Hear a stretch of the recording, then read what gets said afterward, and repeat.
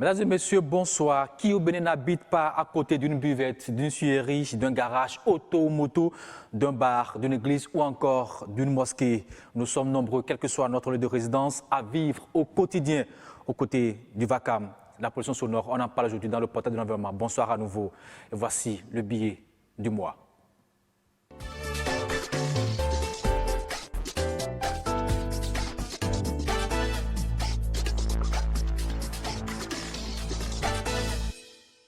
Nous sommes descendus dans la ville de Cotonou. On a constaté un peu ce qu'on appelle pollution sonore. Est-ce que vraiment ça gêne certains habitants? Voici le reportage qui retrace un peu le phénomène. Il est évident que le bruit perturbe et certaines activités de notre quotidien en produisent assez. Ce qui ne laisse pas indifférents les populations. Le bruit du moteur, lorsque ça commence comme ça, les enfants sont distraits en classe.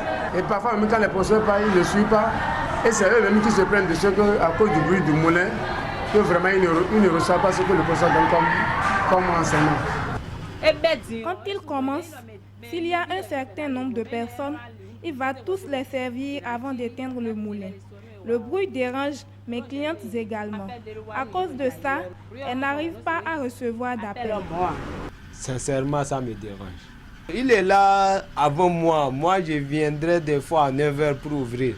Il est là d'ici depuis 7h jusqu'à... Je le laisse aussi ici pour repartir à la maison. Il est toujours là. Au moins, les heures de sieste de 13h à 15h comme ça, c'est bon. C'est d'ailleurs une obligation, puisqu'il y a des tests qui l'exigent. Tout ce qui est bruit est en effet réglementé en République du Bénin. L'article 11 du décret dit qu'on ne doit pas avoir de source de bruit à côté des formations sanitaires, des écoles et des services administratifs. Dans les zones d'habitation, le niveau de bruit ne doit pas dépasser 50 décibels. 50 décibels quand on est entre 6h et 13h en jour ouvrable. Et 50 décibels toujours entre 15h et 22h. Mais la réglementation, elle est plus loin. Elle est plus loin et à l'article 10, par exemple, elle dit qu'entre 13h et 15h, jour ouvrable, 22h et 6h du matin, toujours jour ouvrable, et maintenant les jours de repos, entre 10h et 6h, et 20h et 6h, qu'il ne doit pas y avoir du tout de bruit. Cette loi est bien connue des acteurs. Certains s'efforcent de la mettre en application. On ouvre à 8h00. On ferme à 13h et on démarre à 15h. Et de 13h à 4h30, ça fait heure de pause pour les voisins. Si on déborde les heures, ils viennent se prendre. En cas d'obstruction, des sanctions sont prévues selon le cas. Les sanctions telles que prévues par les tests, c'est d'abord des amendes. C'est des amendes et puis qui peuvent aller maintenant, la sanction peut aller jusqu'à les peines d'emprisonnement. L'amende, c'est compris entre 50 000 et 500 000 francs CFA. Et à la récidive, il est passible d'une peine d'emprisonnement allant de 10 jours à 30 jours. Lorsque la plainte vient chez nous, lorsque quelqu'un se plaint ou nous-mêmes, on va à la recherche de l'infraction, on constate qu'il vraiment y a infraction, on sensibilise d'abord l'auteur. Quand on constate une fois de plus qu'il y a toujours infraction, en ce moment-là, nous les adressons un avis d'infraction. Et là, on peut procéder aussi au retrait des appareils sources de la nuisance. Selon le rapport semestriel de 2017 rédigé par la police environnementale, la pollution sonore vient en tête de toutes les formes de pollution les plus dénoncées avec un taux de 48%. Voilà l'élément qui retrace un peu ce qu'on appelle pollution sonore. Bonsoir, monsieur Coton. Je crois qu'il faut féliciter le journaliste qui a fait le travail de terrain. La pollution sonore est devenue une pollution inacceptable, mais qui persiste dans notre société aujourd'hui. Je rappelle que vous êtes le directeur de l'unité de protection de l'environnement, voilà. monsieur Coton. Oui. Alors, vous avez vu l'élément avec nous. Est-ce que cela retrace un peu ce que nous vivons de façon quotidienne dans nos quartiers, dans nos maisons? Il faut féliciter le journaliste qui a fait le reportage. Ça retrace. Maintenant, ça pose un problème de fond. Est-ce que nous avons encore une conscience entre nous Béninois aujourd'hui? Parce que ceux qui créent ces pollutions-là sont des êtres humains, sont des Béninois comme ceux qui les vivent. Pourquoi nous ne pouvons pas nous permettre aux autres, à travers nos activités, de vivre comme nous? C'est le vrai débat qui se pose. On vous dit qu'il est interdit de travailler, de faire de la pollution de 12h30 à 15h. Mais qu'est-ce qui vous empêche de respecter ça? C'est le vrai débat qui se pose aujourd'hui. Vous voyez les moulins. Le meunier, par exemple, lui, il a plein de bassines de maïs qu'il doit écraser. Non, il ne veut pas savoir si vous reposez ou pas. Lui, c'est de libérer. À ce niveau-là, il doit prendre ses responsabilités et aussi ceux qui commandent à ce meunier-là. Parce qu'il arrive des fois où nos sœurs, nos femmes, c'est quand elles reviennent du boulot, quel coup pour donner au moulin le maïs qu'il faut manger, où il faut préparer la pâte. Donc, ça veut dire qu'à tous les niveaux, nous devons prendre nos responsabilités. Quand le meunier, c'est-à-dire quand on lui amène les maïs, le mil, tout ce qu'on veut. Tout ce qui est céréales à écraser. Ce qui est à écraser, il doit faire son programme de telle sorte qu'à 12h30, rigoureusement, il arrête. Et ceux qui doivent amener des trucs à écraser doivent l'amener à temps pour qu'ils puissent le faire. C'est un problème de conscience à tous les niveaux. Le meunier que vous voyez là, c'est parce que vous lui amenez des trucs à des heures indues et pour vous satisfaire, lui, il indispose les voisins. Vous voulez dire que c'est la clientèle qui a tort d'amener la clientèle, à des moments donnés, a tort d'amener à des heures où on ne peut pas amener. Mais pourquoi le meunier ne respecte pas l'heure? Mais le meunier, il doit aussi respecter. Mais quand il veut faire plaisir à sa clientèle, puisqu'il veut garder sa clientèle, il déborde. C'est un problème de conscience. Nous devons nous interpeller tous. C'est-à-dire le meunier a mal fait. Ça, on est d'accord. Il doit arrêter à 12h30. Il n'y a pas de négociation possible. Mais ceux qui amènent aussi doivent savoir à quelle heure il faut amener pour ne pas amener ce meunier-là à ne pas respecter les heures qu'on lui a données. C'est parce qu'il veut faire plaisir à sa clientèle. Il nous est arrivé il y a quelques années en arrière, même encore tout récemment, d'échanger avec des meuniers qui disent « Mais patron, c'est la patronne qui habite à côté qui m'a... C'est ma cliente préférée, c'est ma cliente qui me permet de tourner, qui m'a amené ça à midi moins un quart. » Alors, M. Atolo Roset, vous êtes le directeur départemental du cadre de vie, du développement durable. Vous avez entendu ce cas de M. Cotan. Est-ce que ce qu'il a donné comme explication, ça tient pour qu'on puisse continuer à créer de nuisances aux populations? Je n'ai pas dit qu'on continue, monsieur le journaliste. Merci. J'interpelle tout le monde. Je voudrais à nouveau remercier le président de l'EPE, M. Cotan, pour le travail remarquable qu'il fait en la matière. Parce qu'il nous accompagne.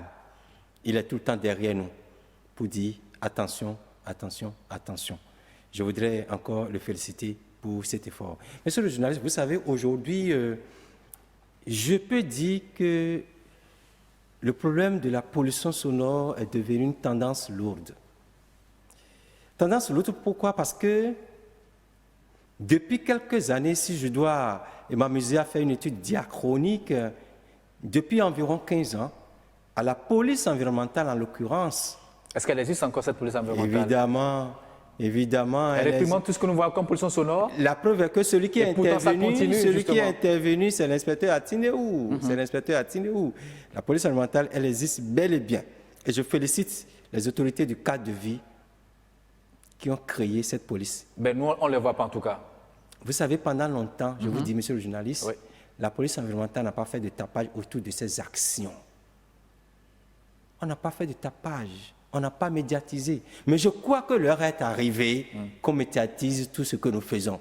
Qu'on prouve à la population ce que nous faisons. Maintenant de cette pollution sonore. Très bien, donc je disais tantôt que c'était une tendance lourde. Parce que depuis environ une quinzaine d'années, cette pollution, comme l'a dit M. Cotan, vient en tête de toutes les infractions dénoncées. Je ne dis pas de toutes les infractions environnementales commises, de toutes les infractions dénoncées. Ça veut dire quoi? Ça veut dire que la population en a véritablement marre.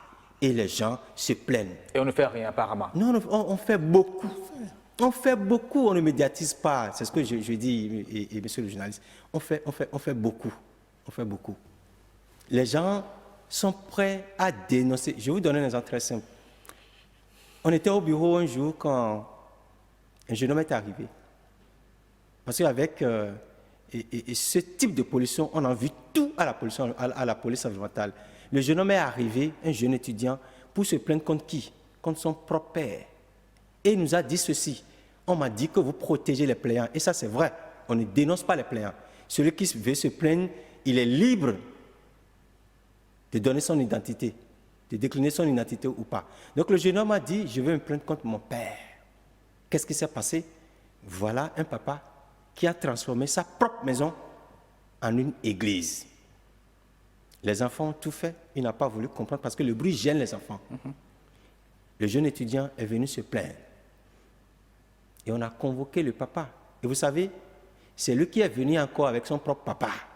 Et le papa, devant tout le monde, a commencé par insulter le plaignant, ignorant que c'est son propre fils qui est venu se plaindre. C'est pour vous dire l'ampleur. Et finalement, qu'est-ce que vous avez fait par rapport à cette plainte de cet étudiant? Vous avez pu arrêter ce bruit? On a géré convenablement parce que... Est-ce qu'aujourd'hui, l'Église a cessé de fonctionner? L'Église n'a pas cessé de fonctionner, mais l'Église respecte rigoureusement la réglementation environnementale en matière de bruit. Alors, si je prends par exemple le mois de juillet, combien sont-ils ces Béninois qui se sont plaints à vous, directeur départemental de cadre de vie? Je prends le département Atlantique littoral. Les deux départements. Oui. Déjà, nous sommes le 6 juillet, le 6 août. Au mois de juillet, je peux compter jusqu'à 25 plaintes. Ça veut dire que pratiquement tous les jours, à peu près, il y a un plan. 25 plaintes pour combien de population pour ces départements? Vous savez, c'est infime par rapport à la plainte. Ça veut dire que quelque part, les gens se plaignent, mais il n'y a pas de solution, il n'y a pas de réponse à ce qu'ils demandent. Non, il y a réponse. Vous savez, la gestion de la pollution sonore, c'est plusieurs étapes.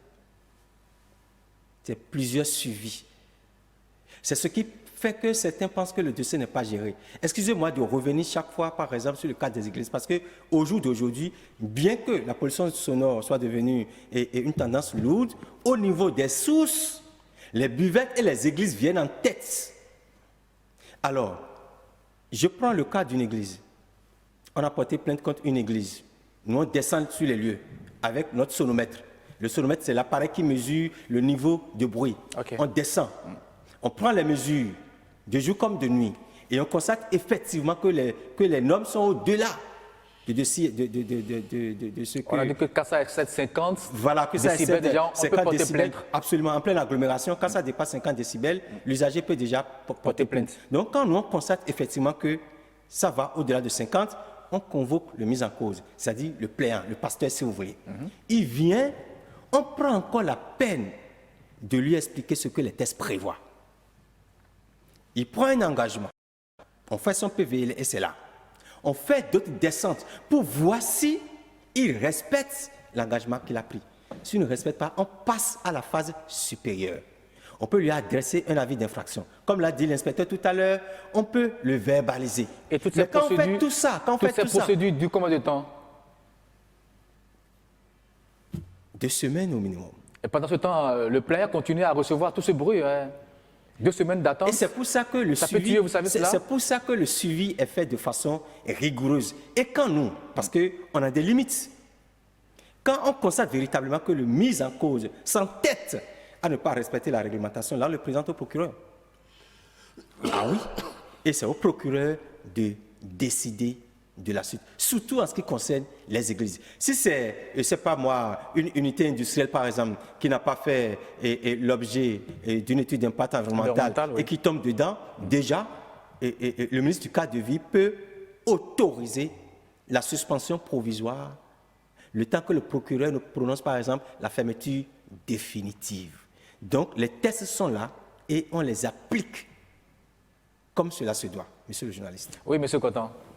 Oui, je remercie Monsieur Atolou. le monsieur Atolou, le directeur départemental de cadre de vie Atlantique littoral, mais le débat de fond auquel nos populations font face aujourd'hui, c'est que ce laps de temps de procédure, disons une quinzaine de jours, une vingtaine de jours. C'est pas trop long, monsieur Cotan? Les populations ne supportent pas.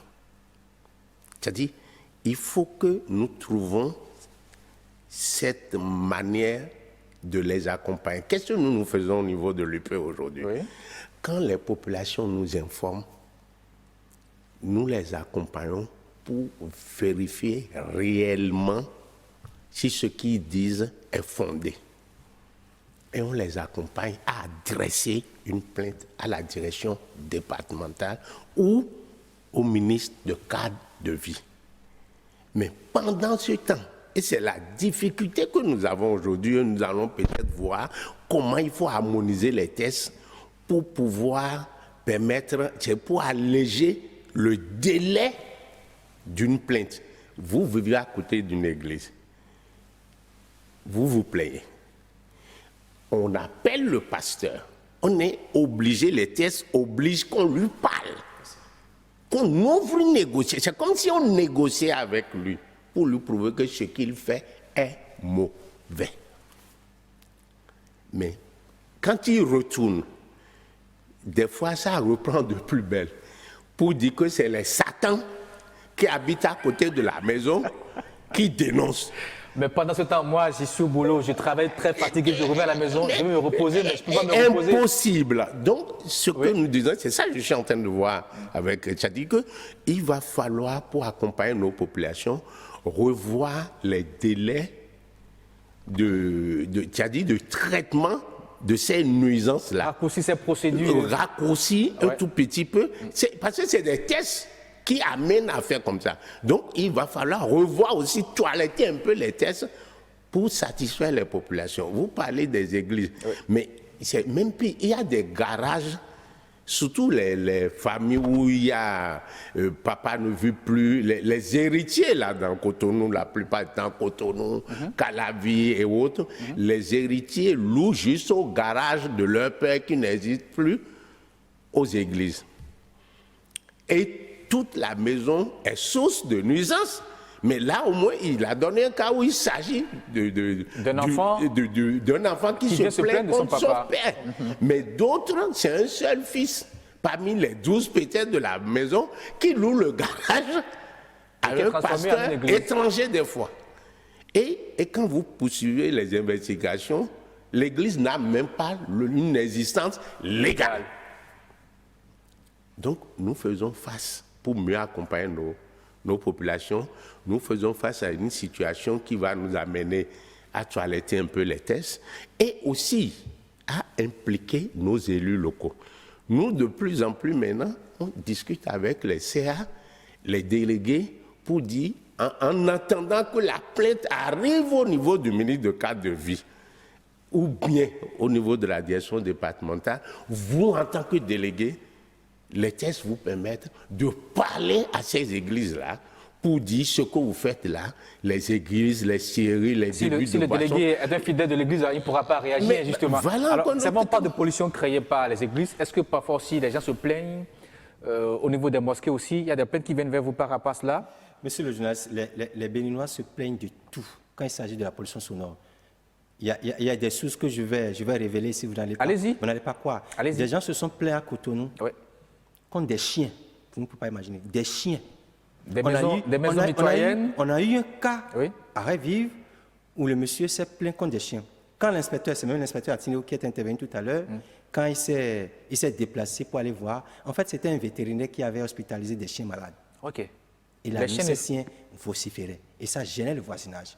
On a géré, on a demandé au vétérinaire d'accélérer le processus pour que les chiens soient libérés. Les gens se plaignent des mosquées, les gens se plaignent des maisons de culte, les gens se plaignent des buvettes. J'ai dit tantôt que... Mais à Cotonou, il y en a plein qui mettent au dehors les haut-parleurs et qui, voilà, et c'est le bruit du matin au soir. Mais apparemment, on ne dit rien. Il y en a même au Carrefour, Théotala, mais chaque jour que Dieu fait, quand on parle, c'est du bruit à n'en point fini. Monsieur le président, oui. nous sommes sur le terrain, il n'y en a plus beaucoup. Mais il y en a encore justement. Mais il y en a toujours. Je vais vous dire, au niveau de Carrefour Toyota, c'est des vendeurs de portables. Mais là, on dit rien pour mais non, pas du tout. On a attiré leur attention. Et de plus, si vous faites attention, ces jours-ci... Mais ça continue justement. Non, ils ne font plus autant. Personne n'échappe à cette réglementation. Mais c'est ça le problème. Les vendeurs de portables, les buvettes, même les chantiers. Certaines en viennent à s'en plaindre et nous gérons tout ça. Je vous ai dit, monsieur le journaliste, et la police environnementale, on ne médiatise pas. Sinon, on peut vous dire beaucoup de choses. Moi, vous savez, dans ce métier, c'est surtout la satisfaction morale. Quand les gens vous appellent, quand les gens viennent à la direction pour vous dire merci. Vous savez, il y a une dame octogénaire, il y a quelques années. Ces enfants ont porté la plainte depuis la France. Ils ont dit, sauvez notre maman. Cette maman va derrière sa maison une église congolaise. Excusez-moi beaucoup. Non, il n'y a pas de problème. D'accord. On n'a pas Et en de face stigmatiser, tout à fait, oui. de sa maison, une buvette. C'était infernal. Mais quand on a pu régler ce problème, cette dame, aujourd'hui, elle est aux anges. Quand elle entend parler de la police environnementale, elle dit, ceux-là, ces enfants-là, parce que la plupart du temps, nous sommes rien que des jeunes. C'est peut-être l'une des rares personnes qui ont une satisfaction par rapport aux actions de la police environnementale. Monsieur le journaliste, avant d'arriver ici ce soir, ce matin, j'ai géré 2 dossiers de pollution sonore. Vous ne pouvez pas imaginer. À quel niveau justement? Il y a un dossier à Papa et puis les deux c'était à Papa. Il y a un dossier qui concerne une église et l'autre c'était une unité industrielle.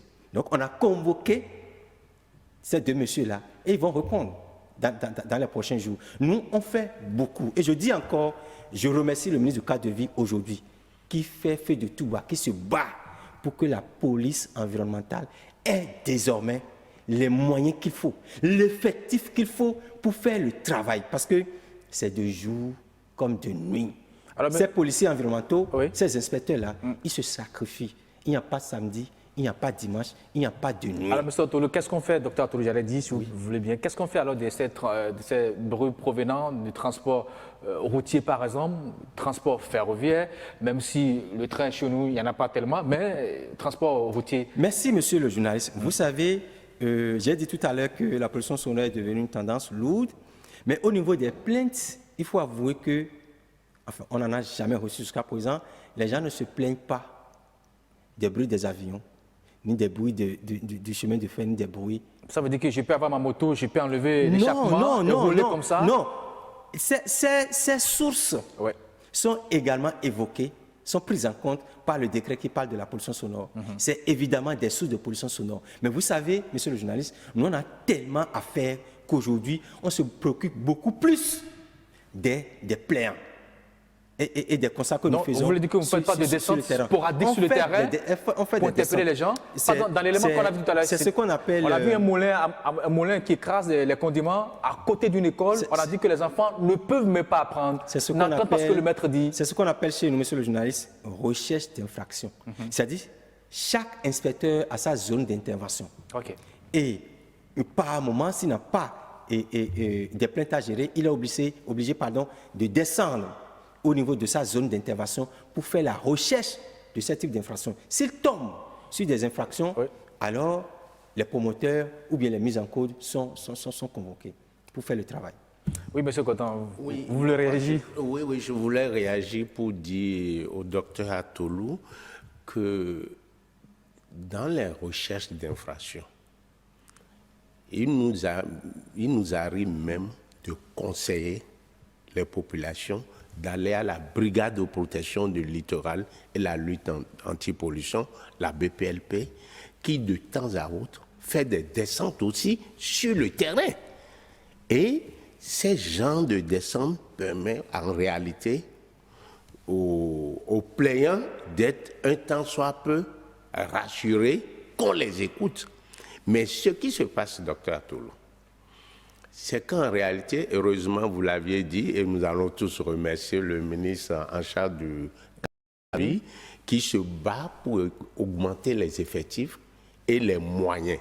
Parce que quand nous prenons le littoral et l'Atlantique dont vous aviez la responsabilité, vous voyez comment le champ est vaste. J'imagine un peu ce qui se passe aussi dans le département de Lomé de Plateau où les week-ends, c'est la fête en point fini. Bon, donc, tous ces problèmes, nous allons dire quelque chose de monsieur le journaliste, c'est qu'il faut que les populations comprennent que tout ce qu'ils ont comme problème, les plaintes qu'ils portent au niveau de toutes les structures impliquées dans la gestion de notre environnement en matière de pollution, que ce soit sonore et autres, sont prises en compte. Mais malheureusement, la réaction n'arrive pas à atteindre c'est-à-dire les attentes qu'ils ont. Quand vous prenez par exemple les débits de boissons, ce que nous appelons buvettes, il n'y en a plus beaucoup dans Cotonou qui exagèrent. Il y en a, mais il n'y en a plus beaucoup. Parce qu'on les a mis, fut un temps, on a essayé de maintenir tellement la pression et les rares qui continuent. Vous allez à la BPLP aujourd'hui, vous avez leur équipement de sonorisation qui est saisi. Ça veut dire quoi? Comme l'a dit le docteur Atolou, il y a des efforts qui se font. Mais ces efforts ne sont pas beaucoup médiatisés. Vous voyez, je vous ai dit tout à l'heure que nous nous impliquons aujourd'hui au niveau de l'unité de protection de l'environnement, les élus locaux. Mais parce que c'est leur territoire, en réalité, la loi leur confère cette responsabilité d'agir, au moins, faire la démarche conciliatrice vers ces églises, vers ces débits de boissons, vers. Donc, ça veut dire quoi? Les scieries, ceux qui écrasent les tomates et autres. Il arrive des fois où les gens, qu'est-ce qui se passe? C'est comment on appelle, le spécialiste de moulin du quartier, il soit le cousin d'un élu d'un autre arrondissement, et les gens ont même peur d'en parler. Mais d'autres en parlent, et il faut ramener celui-là à la raison. À la raison. Et il faut même des fois faire appel à son protecteur qui est un élu pour dire ce que ton frère fait n'est pas bon pour le quartier. Alors, j'aurais voulu quand même qu'on parle un peu. On parle de 50 décibels, le niveau que doit atteindre la pollution sonore pour se plaindre. Je prends le cas d'une maison. J'ai loué dans une maison, j'ai des colocataires. Quelqu'un se lève tôt le matin, peut-être un week-end, il met la musique à fond parce que c'est comme ça que lui, il entend bien sa musique. Alors, comment moi, je peux savoir qu'il a dépassé 50 décibels pour me plaindre?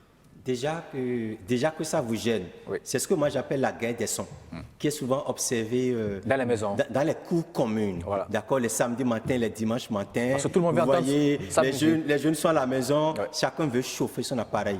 Et j'appelle ça la guerre des sons. Mais déjà que vous êtes gêné, une fois que vous êtes gêné, en fait, la pollution sonore, d'accord, c'est la production ou l'introduction d'un bruit dans le cadre de vie. Un bruit intensif, intempestif, qui franchit le seuil de l'intolérable, gêne le voisinage. Et le bruit, dans sa définition, c'est quoi? Le bruit, c'est toute sensation auditive désagréable. Nous allons vers une définition. Monsieur le journaliste, si vous êtes quelque part et que le son vous gêne, ça veut dire qu'il y a déjà pollution sonore. Vous faites appel à la police environnementale ou bien vous faites appel à la BPLP, que je salue au passage.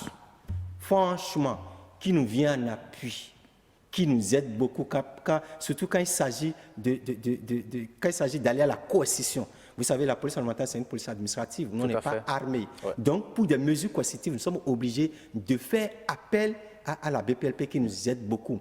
Quand on parle du bruit, que le bruit n'est pas bien pour l'environnement, en quoi cela est nuisible pour l'environnement, le bruit? Partout où je suis passé pour faire des communications sur la pollution sonore, en conclusion, je dis le bruit tue.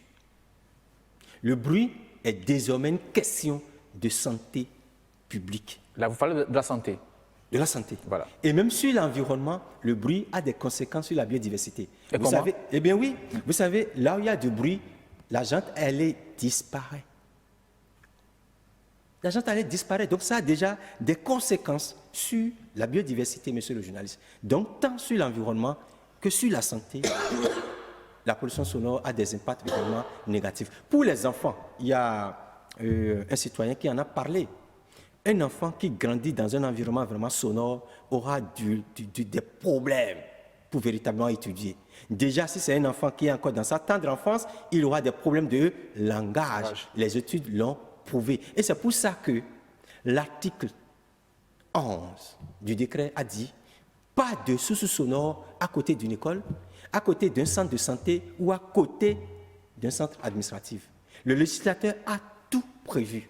Parce que quelque part, quand on voit un peu ces gens qui s'installent dans les agglomérations, est-ce qu'on ne pourrait pas dire que la loi devait interdire ces installations avant qu'on ne constate après ces bruits que cela génère pour la population? Vous savez, tout à l'heure, j'ai parlé du cas des scieries, un exemple que j'ai pris au hasard. En principe, une scierie, ma foi, avant de s'installer, doit faire l'objet d'une étude d'impact environnemental.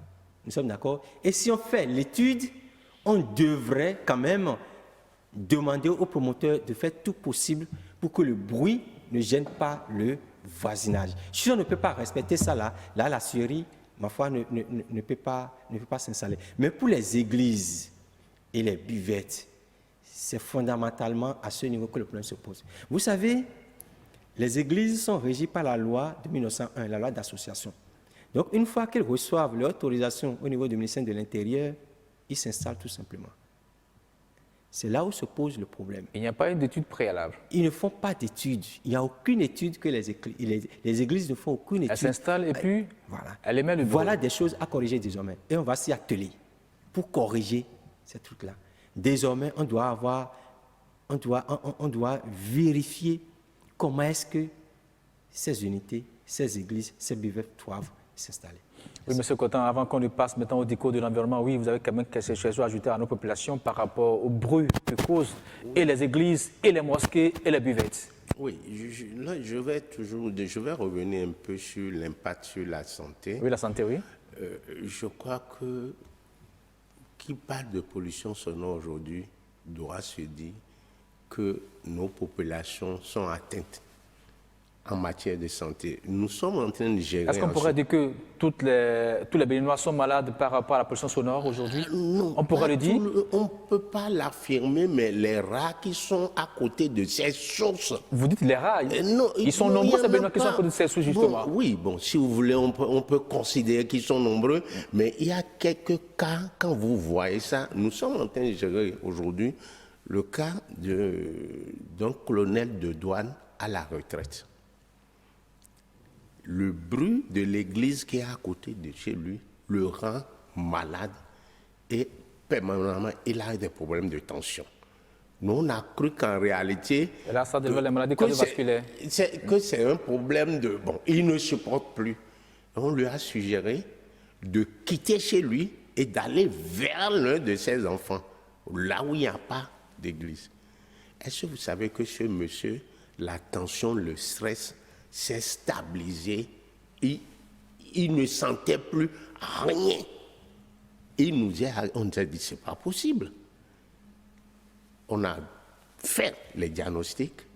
Aujourd'hui, le dossier va être envoyé au docteur à Toulouse pour, voilà des cas palpables où les gens, la pollution sonore rend malade les gens et on ne peut plus dire qu'aujourd'hui, le problème de pollution n'est plus un problème de santé publique, c'est un véritable problème de santé. Est-ce qu'il y a des statistiques qui montrent un peu l'ampleur du phénomène dans notre pays, ou du moins au niveau des départements, les deux départements que vous dirigez en tant que directeur départemental, Atlantique et Littoral? Il y a des statistiques? En fait, il y a des statistiques par rapport aux plaintes, mais au niveau santé, on n'a pas de statistiques parce que, bon, au niveau de la santé, je crois que c'est les médecins, le nombre de cas référés au CNH ou bien dans les centres de santé, c'est eux qui pourront nous donner les statistiques. Mais moi, dans mes recherches, j'ai rencontré un médecin de santé qui m'a dit beaucoup sont malades. Il suffit d'aller faire une analyse audiométrique. Elle a même dit, la dame a dit, il y a beaucoup d'accidents de circulation qui sont juste causés par des problèmes de pollution sonore parce que les gens n'entendent plus bien. Parce que quand on klaxonne et que tu n'entends pas. Donc à côté, il y a une buvette qui joue la musique. Voilà. Donc c'est autant de problèmes. Mais l'autre chose que je voudrais ajouter, monsieur le journaliste, c'est qu'en dehors des problèmes de santé, c'est que, comme l'a dit le préfet de l'Atlantique, monsieur Kodia, désormais la pollution sonore est un problème de sécurité. C'est-à-dire? Ah oui, parce que ça entraîne des conflits sociaux. que deux fois où des populations s'en sont pris à des églises, c'est-à-dire ils se sont donné raison, ils se sont vengés, ils se sont révoltés avec des jets de pierre. Avec des jets de pierre. Je vais parce qu'elle n'en peut plus. Je vais plus loin, monsieur le journaliste. J'ai eu un cas où le monsieur fatigué a dû gérer autrement la question. En quoi faisant? Il a géré de façon occulte. Je vous raconte cette anecdote-là. Voilà, le monsieur s'est plaint. Ouais. On a demandé au monsieur de respecter les mesures correctives. Mais le temps que le monsieur respecte ces mesures, le plaignant a vu que c'était un peu... Comme je vous disais. Voilà. Comme je l'ai constaté, le délai est trop long. Les délais... 2 semaines. 2 semaines de... Ce n'était même pas 2 semaines. On a dit aux mises en cause. Désormais, tu respectes tant. Avant qu'on ait fait le suivi, 112 heures, bien une semaine, on est allé et le mise en cause était tout malheureux. Il dit, bon ben, il était là, il est venu un jour au boulot et aucune de ces machines n'a fonctionné. Aucune de ces machines n'a fonctionné. Ça dit que le plaignant a réglé autrement. Il dit, j'ai fait appel, ça s'est passé à Papa, monsieur le journaliste. Ouais. Le plaignant, le mise en cause a dit, j'ai fait appel à tous les médecins que je connais, aucune machine n'a marché. Mais il a suffi que je délocalise une de ces machines et la machine a repris. Vous imaginez jusqu'où cette affaire de pollution sonore peut nous amener. C'est pourquoi j'ai parlé tout au début de tendances lourdes. J'ai dit que c'est un problème de santé. Mais au niveau de l'État, nous, on est en train de jouer notre partition. Et je vous remercie encore une fois, monsieur le journaliste, parce que pendant longtemps, on ne nous a pas vus au niveau des médias pour parler comme ça. Je crois que ça ne fait que commencer. Et de temps en temps, désormais, on sera là pour montrer à la population tout ce que nous pouvons faire, tout ce que nous sommes en train de faire dans ce domaine. Le président a dit qu'il faudrait que les élus locaux nous appuient. Je vous dis, au niveau de la commune de Cotonou, au niveau de Abom et Calavi, que ce soit DST, que ce soit CA, tout ce beau monde-là, nous sommes ensemble pour lutter désormais efficacement contre ce type de pollution. Ce fléau. Voilà. Aujourd'hui, c'est un fléau, comme l'a dit M. Cotin. Oui, Maintenant, nous allons parler maintenant de ces quelques mots qu'on a utilisés dans ce débat. On a parlé de pollution sonore. Il y a tellement de mots que les gens veulent comprendre. C'est le DICO, de l'environnement.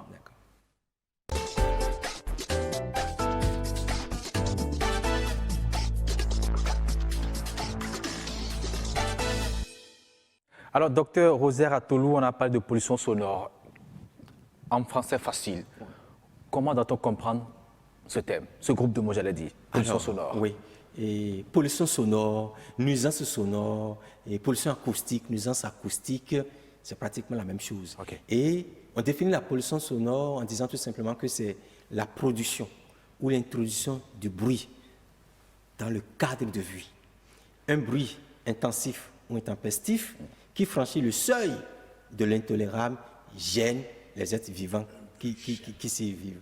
Alors, en définissant, il y a le bruit qui est apparu. Le mot bruit maintenant, voilà. C'est toute sensation auditive désagréable. C'est-à-dire c'est tout son que vous percevez et que vous êtes désagréable, que vous n'arrivez pas à digérer. Ben, le son peut être mauvais pour vous et bon pour moi, justement. C'est ça l'aspect sociologique de la question. Ce qui est bruit pour vous peut ne pas être de bruit pour moi. C'est ça l'aspect sociologique. Et dans ce cas, comment on le gère? De toutes les façons, le plaignant qui vient se plaindre pour dire que tel son le gêne, moi je viens avec mon sonomètre, c'est avec le sonomètre que je mesure. Je viens avec mon sonomètre, je constate que tu es au-delà de 50 décibels en pleine agglomération, alors tu es dans mes mailles là. Alors il y a un mot qui est sorti tout à l'heure de votre bouche, décibel. Décibel, c'est l'unité de mesure de l'intensité du bruit, dB. Tout simplement. dB. Et on a dit que quand ça est 7, 50... Quand ça est 50 décibels en agglomération. On peut se plaindre. On peut se plaindre. Maintenant, en zone commerciale, c'est 55 décibels. C'est-à-dire que si je vais à Dantokba, on peut tolérer jusqu'à 55 décibels. Mais en zone industrielle, c'est-à-dire là où il y a des industries, ça va jusqu'à 70 décibels. Voilà. Maintenant, il y a une précision. L'inspecteur Atino l'a dit tout à l'heure, entre 13h et 15h, les jours ouvrables, c'est le calme plat.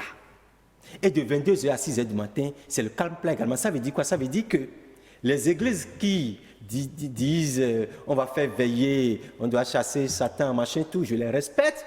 Nous sommes d'accord. De 22h à 6h du matin, c'est le calme plat. On ne doit pas faire de bruit. On peut chasser. Et il n'y a pas de veillée. Chasser le démon. Le démon, mais dans le silence. Dans le silence, pourquoi pas? Jésus l'a fait. Nous sommes aussi des chrétiens, nous sommes journalistes. Nous sommes d'accord. On peut prendre autorité sur le malin, mais dans le calme. Donc, je voudrais préciser, ça c'est très important pour moi, de 22h à 6h du matin, que les responsables de culte comprennent. C'est le calme plat, pardon. Et les buvettes, c'est le calme plat également. Ils n'ont qu'à comprendre qu'à 22h, ils doivent cesser. Et quand 13h et 15h, ils n'ont qu'à laisser les gens dormir. Et les jours de repos, oui, les jours de repos, c'est-à-dire samedi, dimanche, ou 1er août, où c'était chômé là, de 6h à 10h, c'est le camp plat, et de 20h à 6h du matin, c'est le camp plat également. Ça veut dire quoi? Ça veut dire que les samedis, où les buvettes font ce qu'elles veulent là, attention, les tests sont vraiment rigoureux. En principe, à partir de 20h, c'est le camp plat. Mais le problème, ce que vous dites, apparemment, ces tests ne sont pas appliqués partout parce que quand on va dans certaines villes, à part de vendredi, c'est la veillée de prière, comme on le dit, et puis c'est la musique à fond. Monsieur le journaliste, permettez... Allez-y, président. Monsieur le journaliste. Oui, allez-y, monsieur Cotin. Vous n'allez pas nous dire que les tests sont limités à certaines villes. Mais c'est sûr, comme ça, justement. Quels sont les tests? J'ai comme impression que ces tests s'appliquent quelque part et ailleurs, on ne les applique pas du tout. Ces responsables d'églises, de buvettes, de scieries et autres sont des têtus. Parce qu'à partir de 22h, comme il vient de le dire, les mouches peuvent voler. Ça doit être le camp vraiment plat. Et qu'est-ce qui fait qu'aujourd'hui les populations se plaignent? C'est parce que ça les gêne. Et à partir de ce moment, ces débuts de boisson, ça fait même mal à des moments donnés, parce que quand on descend sur le terrain, vous savez, sur ces bouteilles de bière là, c'est des gens qui gagnent 25 francs, peut-être à la rigueur 50 francs maxi. Mais quand on vous verbalise et vous devez aller au trésor, des fois vous payez juste à 200 000. Ce que vous vendez, c'est-à-dire... Et là, vous repassez tout le bénéfice à... Mais le bénéfice, il va donc... Alors, on va continuer, M. Atoulou. Il y a le thème infraction environnementale. Infraction environnementale. Infraction environnementale, c'est toutes les atteintes à l'environnement. Là, ce n'est pas seulement uniquement ce qui concerne la pollution sonore, mais c'est toutes les infractions qui sont commises au niveau de l'environnement, que ce soit la pollution de l'air, la pollution des eaux, et la faune, la flore, les atteintes contre la biodiversité, tout ça, c'est les atteintes et c'est les infractions environnementales. Donc, la pollution sonore également est classée parmi les infractions environnementales. Et quand on parle de l'avis d'infraction? L'avis d'infraction, ça fait partie des procédures de gestion des plaintes au niveau de la police environnementale. Comme je l'ai dit tout à l'heure, quand on convoque un pasteur et que les églises m'en excusent, et que je revienne chaque fois sur les églises, mais il faut préciser qu'aujourd'hui, la gestion des églises pour nous est très... On y arrive, mais c'est difficile.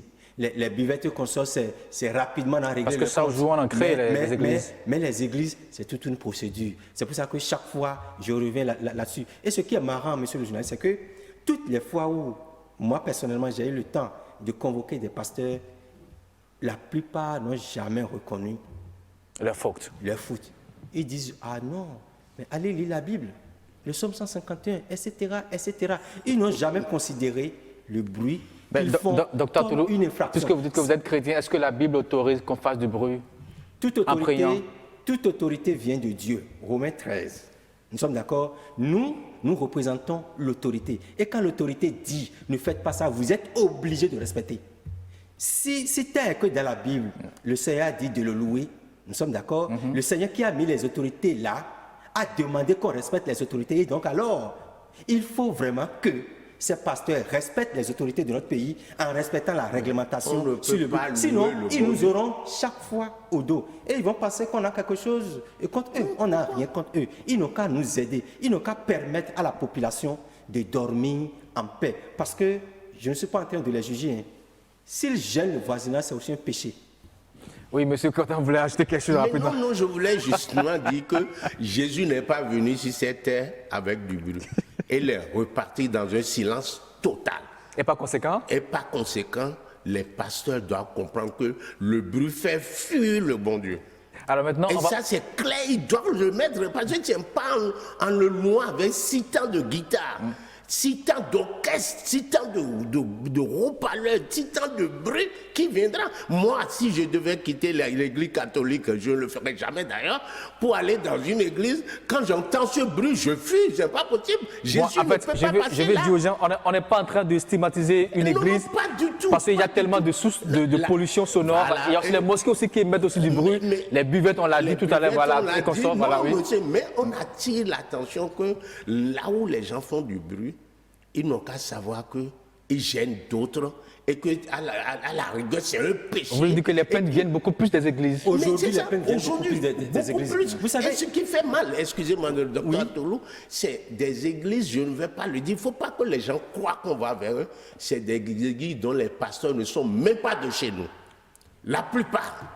Ça, on va être des églises où les pasteurs sont des étrangers. Mais chez aussi, ils ont des tests certainement qui ne maîtrisent pas le test et ils auront le temps de mieux connaître le texte. Parce qu'à des moments donnés, vous êtes confronté à un pasteur qui il va chercher un traducteur pour qu'on lui parle. Oui, monsieur Atolou. Oui, vous savez, M. Cotin l'a dit, on n'est pas là pour stigmatiser les gens. Mais il faut dire ce qui est. Moi, avant d'arriver ici, à 11h, j'ai reçu un pasteur au bureau. C'est-à-dire, l'église, c'est pratiquement un hangar, c'est à Calavi, avec un tonnoir. C'est des gens ce sont des frères, oui, ce sont nos frères. Si au moins on construit en matériaux définitifs, c'est bien. Et là, je profite pour saluer certains pasteurs. Aujourd'hui, j'ai constaté et j'ai fait l'expérience, il y a des églises qui sont aujourd'hui insonorisées. J'ai fait l'expérience, j'ai été dans ces églises, j'ai demandé la permission, j'ai participé au culte avec mon sourd-maître. À l'intérieur, les gens étaient à plus de 90 décibels. Je dis, je m'en fous. Mais au dehors, on n'entendait rien. Alors, si une église, si un pasteur veut faire tant de bruit, il n'a qu'à insonoriser son cadre. Là, il fait le bruit qu'il faut. Mais il faut qu'il il crée des nuisances assez fidèles, justement. Docteur Atolou. Voilà, oui, au moins le voisinage est sauvé. Tranquille. Ouais. Les fidèles, ils vont dire qu'ils vont s'y préparer, mais ils sont en train de se tuer. Mais c'est clair. Ils sont en train de se tuer. Le problème demeure. Ils sont en train de se tuer. Alors maintenant, nous allons nous poser la question, que dit vraiment la loi par rapport à la pollution sonore? Est-ce que la loi cadre, j'allais dire, cette situation dans notre pays, c'est à travers le législateur de l'environnement?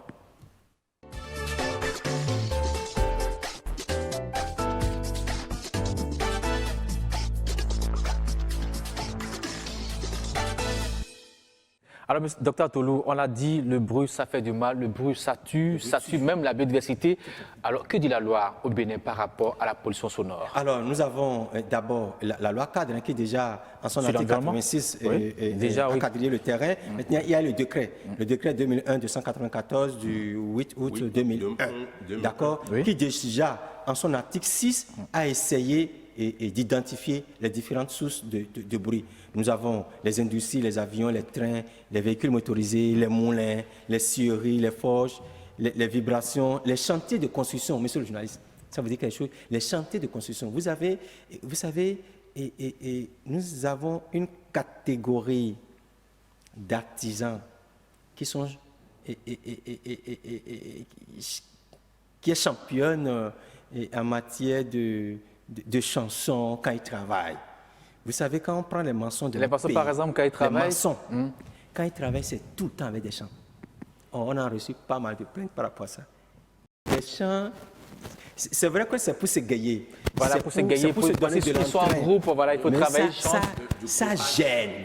Vous savez, avant de prendre un test, le législateur essaie de faire des enquêtes. Et tout ça, c'est des sources de pollution sonore. Bref, donc les chantiers, les discothèques, les buvettes et restaurants, les haut-parleurs avertisseurs sonores, les parcs d'automobiles, les individus et regroupements d'individus. Les tests sont clairs. Les tests, le décret est tellement clair. Alors, l'article 7 a fait une distinction entre les zones agglomérées, la zone commerciale et la zone industrielle. Okay. On évoquait ça tout à l'heure. En zone agglomérée, le maxi, c'est 50 décibels, et zone commerciale, 55 décibels, et zone industrielle, c'est 70 décibels. Alors, quand on continue un peu au niveau de ce test de loi, il y a l'article 10 qui dit que les jours ouvrables de 13h à 15h, pas du tout de bruit, de 22h à 6h du matin, pas du tout de bruit. Et les jours de repos, d'accord, de 6h à 10h, pas de bruit, et de 20h à 6h, pas de bruit. Donc, de façon substantielle, c'est ce que dit le test. Et l'amende, quand il y a la contravention, quand le mis en cause ne veut pas mettre en exécution les mesures et correctives à lui proposer. On a dit 50 000 à 500 000, c'est pas trop peu pour les nuisances créées aux populations? Pour un moulin, 50 000, c'est lui dit de fermer même. Mais vous avez dit pour un moulin, mais pour une scierie... Pour une scierie, on peut aller jusqu'à la fermeture. Ce n'est pas seulement l'amende. Okay. Pour une scierie, monsieur le journaliste, si une scierie, si un citoyen porte plainte comme une scierie, la première des choses que moi je vérifie, est-ce que cette scierie a fait l'objet d'une étude d'impact? S'il n'a pas fait l'objet d'une étude d'impact, moi j'écris. Vous voulez dire que par rapport à cela, vous faites beaucoup de sous, c'est ça, au niveau de la direction départementale de cas de vie? Oui. À ces contraventions que vous... La contravention, c'est pour l'État, c'est le trésor public. Nous, on a juste le carnet. Pour l'État, justement, quand on verbalise, l'usager va la payer. La direction, c'est l'État aussi, justement. Oui, va directement payer au trésor. Nous sommes d'accord, on n'est même pas en contact, non, pas du tout. On n'est pas en contact des sous. Donc, je dis, si c'est une scierie, pour moi, c'est très facile à régler. Je demande, est-ce qu'il a le CCE, il n'a pas le CCE? Moi, je demande à mon ministre de prononcer la fermeture provisoire. Le temps que l'ABE lui fasse réaliser un audit externe pour corriger éventuellement et les impacts qui auraient été, les impacts négatifs qui auraient été identifiés. Et par rapport aux églises, est-ce que la loi dit quelque chose de façon concrète? Est-ce que la loi a pu quand même donner une sanction nette par rapport à la pollution générée par les églises? La sanction, c'est ceci, monsieur le journaliste. Je convoque. Et c'est spécifié par rapport aux églises? Si, je convoque. Non, c'est pas spécifique. Voilà, ok. C'est général. Mais les églises trouvent leur compte. Parce que quand moi je convoque un pasteur ou bien quand un inspecteur convoque un pasteur, c'est d'abord un avis d'infraction. S'il ne respecte pas, il y a la verbalisation, la contravention. Après ça, on peut aller jusqu'à faire le retrait des enceintes acoustiques, haut-parleurs, guitare, machin, tout. On peut faire les retraits. Et s'il ne veut vraiment pas comprendre, comme je vous l'ai dit, on le présente au procureur. Et je dis au mois de juillet passé, j'ai envoyé quelqu'un devant le procureur de Calavi. Docteur Tolo me dit que le temps est déjà fini. Monsieur Ça Cotan, va très vite. Hein? En 15 secondes, un appel certainement à ceux-là encore qui ne maîtrisent pas le test et qui font du bruit. Je crois qu'il faut dire tout simplement à nos populations, à ceux qui sont des responsables de début de boissons, de scieries, de moulins, d'églises, ils n'ont qu'à comprendre que dans leur entourage immédiat, des gens vivent. Et ils ont besoin de leur quiétude, ils ont besoin de la paix. Tout à fait. Et que ça ne leur coûte rien de respecter les tests. Parce que les désagréments, les amendes, vous présentez au procureur et les problèmes de voisinage que vous créez dépassent même les recettes ou bien ce que vous faites. Donc, ils n'ont qu'à comprendre. Merci, M. Cotan. Oui, qu'il faut respecter rapidement. les autres. Merci, monsieur le journaliste. D'abord, merci encore une fois pour m'avoir invité. La pollution sonore est désormais une question de santé publique. Vous l'avez dit. Le bruit tue. Et comme l'a dit M. Cotan, franchement, il faudrait que la population comprenne. Il faudrait que les pasteurs, les responsables des buvettes, les imams et autres, que tout le monde comprenne qu'il faille que le voisinage vive dans la quiétude. Nous sommes là pour ça. Et je dis également à toute la population de Cotonou et ses environs, la police environnementale est là, la BPLP est là pour les sauver.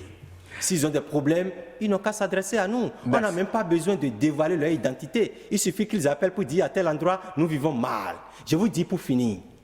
Allez-y, parce que le temps est fini, monsieur Docteur Atolo. Le vendredi soir à 18h, j'étais ému parce que j'ai reçu 2 octogénaires qui sont venus se plaindre contre le bruit. Ils ont quitté Cotonou, ils sont allés au ministère du cadre de vie, on a dit non, allez vers Docteur Atolo.